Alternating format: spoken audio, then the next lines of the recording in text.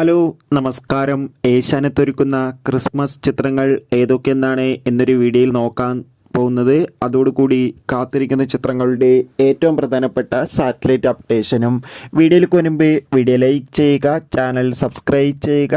നേരെ ഇന്നത്തെ വീഡിയോയിലേക്ക് പോകാം. അതിൽ ഒന്നാമത്തെ ചിത്രമാണ് പൃഥ്വിരാജ്, അമല പോൾ എന്നൊക്കെ പ്രധാന കഥാപാത്രങ്ങളായ ചിത്രമായിരുന്നു ആടുജീവിതം. ചിത്രം മികച്ചൊരു വിജയമായിരുന്നു. എല്ലാ സിനിമാ പ്രേമികളും ഒരേപോലെയായിരുന്നു ആടുജീവിതം എന്ന ചിത്രത്തിൻ്റെ TV പ്രീമിയർ ഷോക്കായി കാത്തിരിക്കുന്നത്.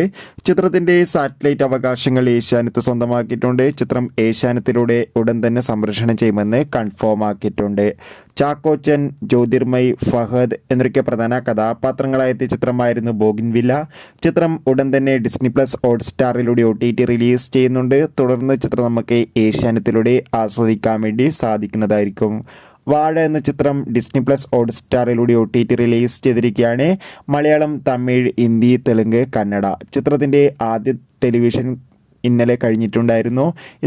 ചിത്രം വീണ്ടും ഡിസംബർ മാസം ക്രിസ്മസ് സ്പെഷ്യലായി ഏഷ്യാനെറ്റിലൂടെ ടെലികാസ്റ്റ് ചെയ്യുമെന്ന് കൺഫേം ആക്കിയിട്ടുണ്ട്.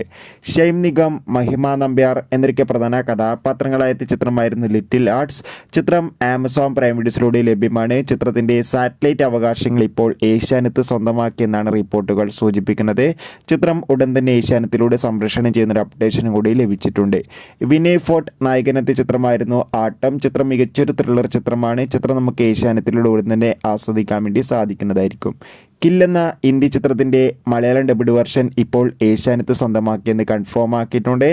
അതോടുകൂടി ലവർ എന്ന തമിഴ് ചിത്രത്തിൻ്റെ OTT അവകാശങ്ങൾ ഇപ്പോൾ ഏഷ്യാനെറ്റ് സ്വന്തമാക്കിയെന്ന് കൺഫേം ആക്കിയിട്ടുണ്ട്. ചിത്രം ഉടൻ തന്നെ ഏഷ്യാനെറ്റിലൂടെ സംപ്രേഷണം ചെയ്യുമെന്നാണ് റിപ്പോർട്ടുകൾ സൂചിപ്പിക്കുന്നത്. മോഹൻലാൽ നായകനെത്തി വരാൻ പോകുന്ന ചിത്രമാണ് ബാറോസ്. ചിത്രം ഡിസംബർ 25 തിയേറ്ററുകളിലെത്തും. ചിത്രത്തിൻ്റെ സാറ്റലൈറ്റ് അവകാശങ്ങൾ ഏഷ്യാനെറ്റ് സ്വന്തമാക്കിയിട്ടുണ്ട്.